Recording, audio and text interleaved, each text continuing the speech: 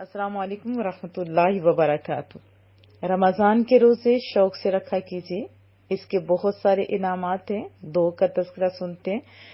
रसूलुल्लाह सल्लल्लाहु अलैहि वसल्लम ने फरमाया कि जो शख्स अल्लाह ताला की राह में एक दिन का रोज़ा रखे, अल्लाह ताला उसके चेहरे को दोज़ख से 70 बरस की मुसाफत दूर फरमा देगा। यानी उसके चेहरे को दोज़ख से, जहन्नम से 70 बरस की मुसाफत दूर कर देगा। सही मुस्लिम की हदीस तैयबा थी। इसी तरह निसाई, तिरमिज़ी और इब्न माजा की रवायत में है कि रोजादार और जहन्नम के दरमियान अल्लाह ताला इतनी बड़ी खंदक कर देगा जितने आसमान और जमीन के दरमियान फासला है।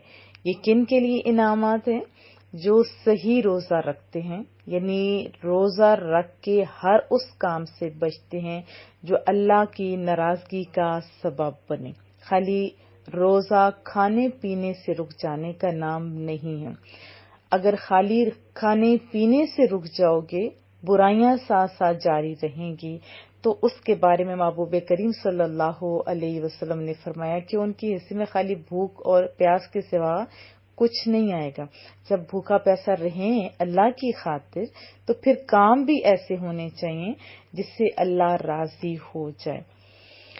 कुछ बहनों ने सवालात किए, उनमें से एक तो ये था कि हालते रोजा में माहवारी आ जाए तो क्या हुक्म शरा होगा।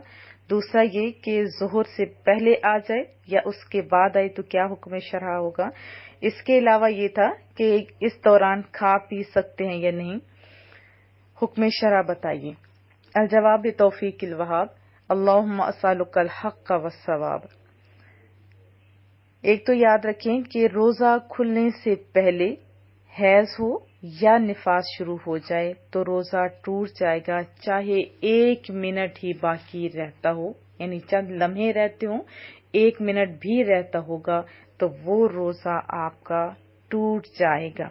ये गलत तस्वर है कि जोहर से पहले रोजा टूट जाए, तो वो नहीं होगा। उसके बाद हो तो रोजा मुकम्मल करें और रोजा कंप्लीट होगा। ये गलत तस्वर है।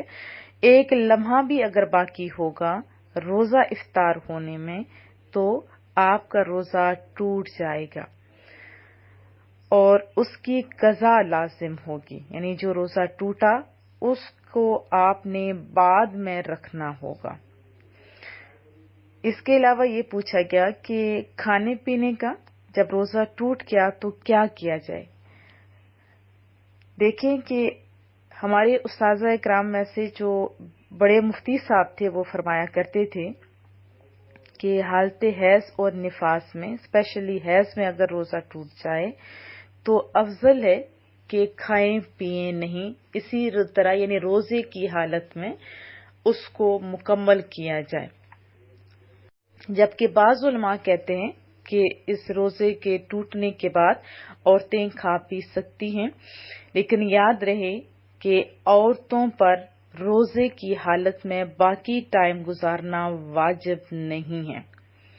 लेकिन मैं ये कहूंगी कि बच्चों की तरबियत की जिम्मेदारी इन पर होती है, तो अगर खाना पीना पड़ भी जाए पीरियड्स के दौरान तो कोशिश की जाए कि बच्चों के सामने ना खाया जाए, अदब के तहत। बाकी इन औरतों को इख्तियार होता है कि चाहे सामने खाएं चाहे छुप के खाएं। एक मसला ज़िम्नन इसके साथ बता देती हूँ कि अगर इसके अलावा कोई जानबूझकर गुस्ल अपने ऊपर वाजिब कर ले या जानबूझ के तोड़ ले या उसका किसी तरीके से रोजा टूट जाए, तो उसको यानी उस बंदे को इज्तनाब करना पड़ेगा हर उस चीज से जो रोजा तोड़ने वाली हो। उनका रोजा नहीं होगा, लेकिन ना वो खा सकते हैं ना ही पी सकते हैं। बाकी जितना टाइम होगा रोजे की हालत में गुजारना वाजिब है, जबकि हैज और निफास वाली औरतों के लिए वाजिब नहीं है।